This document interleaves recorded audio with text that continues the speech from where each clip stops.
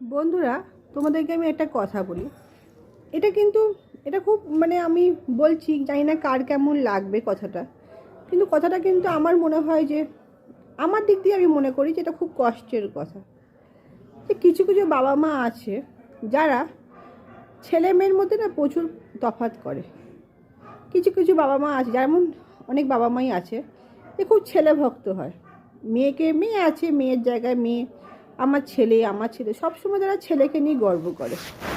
তারা কিন্তু কোনো ভালো জিনিস নিয়ে আসুক, কোনো খাবার জিনিস নিয়ে আসুক, তারা সব কিছু এই ছেলেকেই বেশি দেয়, মেয়েকে কম দেয়। কিন্তু আমার মনে হয় কেন ওরকম করা কি উচিত?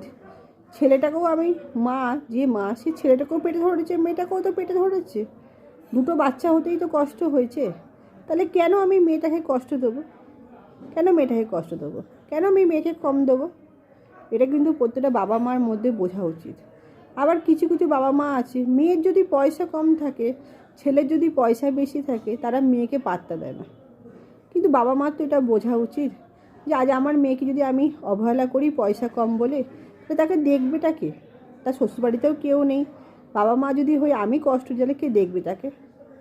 তারা ছেলের বউ নিয়ে মত্ত থাকে। কিন্তু এরকম কিন্তু করাটা উচিত না। কোনো বাবা মারই উচিত না ছেলে মেয়ের মধ্যে তফাৎ করা, কারো পয়সা কম বেশি নিয়ে তফাৎ করা উচিত না। জানি না কথাটা কার কেমন লাগবে, কিন্তু এটা আমার কিন্তু খুব অন্তরের কথাই আমি বললাম।